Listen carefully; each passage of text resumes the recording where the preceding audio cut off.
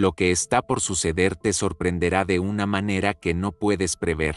Eran las 7 de la tarde, en San Miguel de Allende, cuando Alejandro Mendoza terminaba de colgar el último adorno en el jardín de la hacienda familiar. Su hermana, Lucía, cumplía 30 años y toda la familia se había reunido para celebrarlo. El cielo se teñía de naranja y púrpura, mientras los meseros acomodaban los últimos detalles en las mesas decoradas con flores de cempasúchil y velas aromáticas. «Alejandro, ¿ya terminaste con eso? Los invitados están por llegar», gritó su madre, doña Carmen, desde la cocina. A sus 60 años, seguía siendo el corazón que mantenía unida a la familia Mendoza. «Ya casi, mamá», respondió, mientras ajustaba la guirnalda de luces que iluminaba el camino hacia la fuente central. Alejandro, arquitecto de profesión, había regresado a su pueblo natal tras años trabajando en la Ciudad de México. A sus 35 años, sentía que algo faltaba en su vida a pesar de su éxito profesional.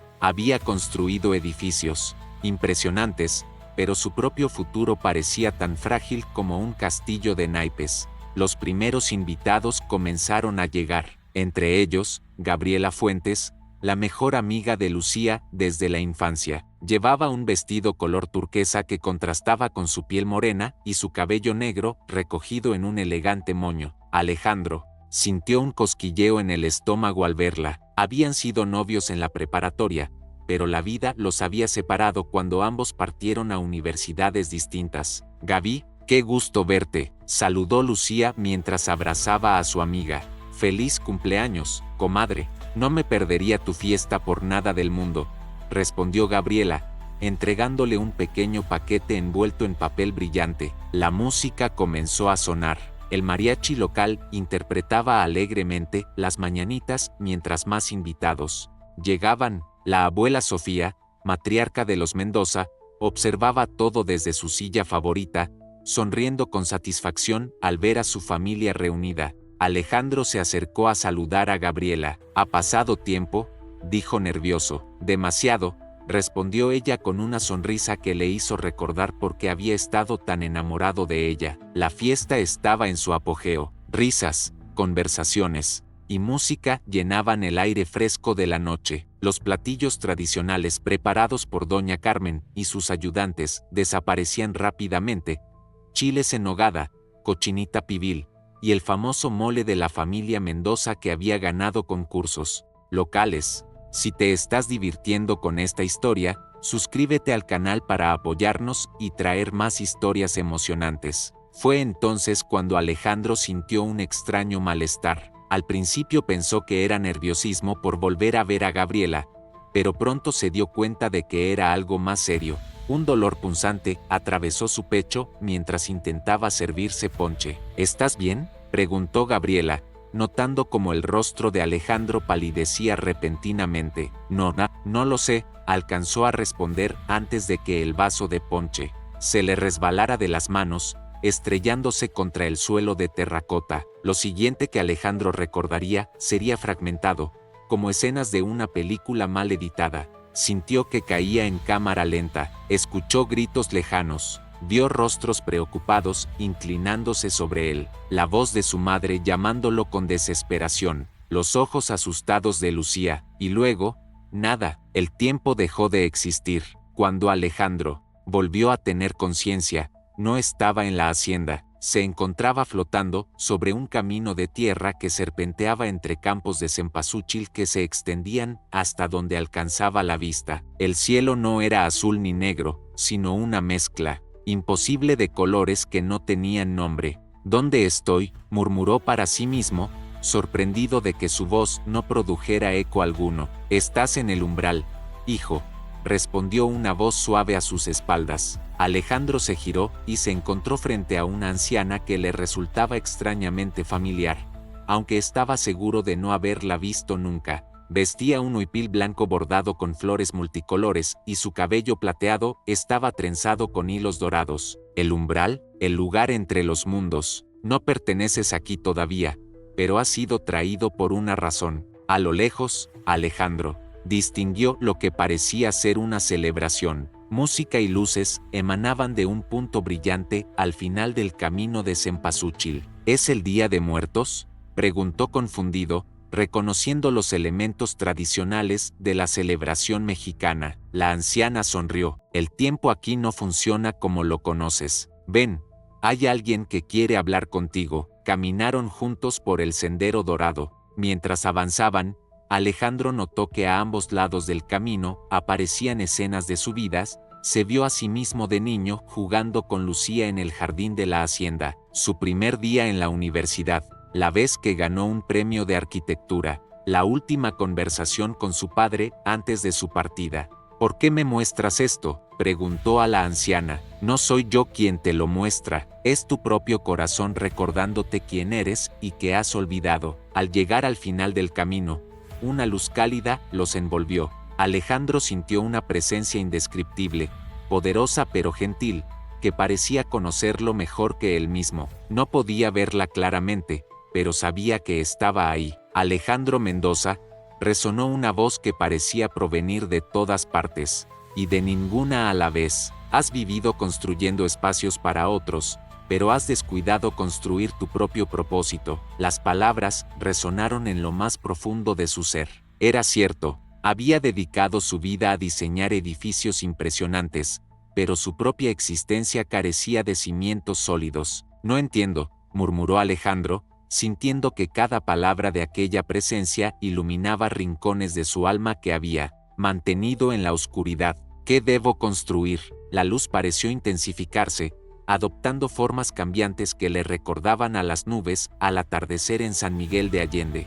No es qué, sino para quién, respondió la voz. Has olvidado que el verdadero propósito de construir no son las estructuras, sino los lazos que se forman dentro de ellas. De repente, imágenes de su familia inundaron su mente, su madre, preparando el mole familiar mientras cantaba viejas canciones, su hermana Lucía cuidando el jardín que su padre había plantado, la abuela Sofía contando historias junto al fuego durante las noches frías, y Gabriela sonriendo, bajo el jacarandá en flor cuando eran jóvenes. He estado tan ocupado construyendo mi carrera que olvidé construir mi hogar, comprendió Alejandro con un nudo en la garganta. La anciana, que había permanecido en silencio, asintió con aprobación. A veces necesitamos alejarnos para ver lo que siempre ha estado frente a nosotros. Pero, ¿por qué ahora? ¿Por qué así?, preguntó, recordando súbitamente el dolor en su pecho, la caída,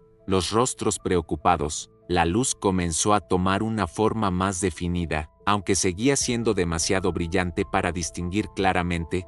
Alejandro percibió una figura humana dentro de ella. Tu corazón estaba cerrándose, hijo mío, no solo en sentido figurado, explicó la voz con infinita compasión. A veces, cuando no escuchamos los susurros del alma, el cuerpo grita para hacerse oír. Alejandro llevó instintivamente su mano al pecho. No, interrumpió la anciana, pero estuviste cerca, lo suficiente para que pudiéramos mostrarte este camino. La presencia luminosa se acercó más. A pesar de su intensidad, Alejandro ya no sentía la necesidad de apartar la mirada. Te hemos traído aquí para mostrarte lo que podría ser, no lo que será. El futuro no está escrito, Alejandro Mendoza. Las decisiones que tomes al regresar determinarán el camino. ¿Qué construirás? ¿Regresar?, preguntó, sintiendo una mezcla de alivio y, sorprendentemente, cierta tristeza. Este lugar, a pesar de su extrañeza, emanaba una paz que nunca había experimentado. Tu tiempo aquí es breve, confirmó la anciana, pero lo que aprendas puede ser eterno. La luz comenzó a mostrarle nuevas imágenes, pero estas no eran del pasado. Alejandro se vio a sí mismo, regresando definitivamente a San Miguel de Allende, restaurando la vieja hacienda familiar,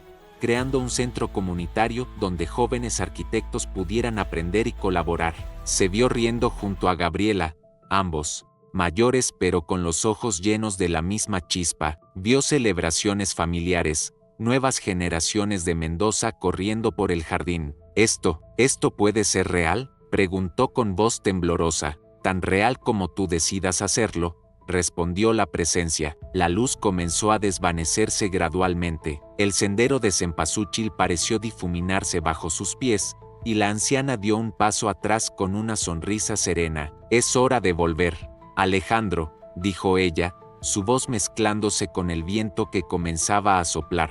¿Recuerda lo que has visto aquí? ¿Volveré a verlos?, preguntó Alejandro, sintiendo una inexplicable conexión con estos seres que habían iluminado su conciencia. Estamos siempre presentes, aunque no siempre visibles, respondió la luz, ahora apenas un resplandor tenue. Busca en los momentos de silencio, en la belleza de lo cotidiano, en los ojos de quienes amas. Ahí nos encontrarás. Antes de que pudiera responder, Alejandro sintió que caía nuevamente. Esta vez, sin embargo, la sensación no fue de miedo, sino de retorno, como si cada célula de su cuerpo recordara su lugar y anhelara volver a él. Un pitido rítmico fue lo primero que escuchó. Luego, voces familiares que hablaban en susurros urgentes. Finalmente, el olor inconfundible de desinfectante, mezclado con el perfume de jazmín que siempre usaba su madre. Está reaccionando, escuchó decir a alguien. Sus signos vitales se están estabilizando. Alejandro abrió los ojos lentamente.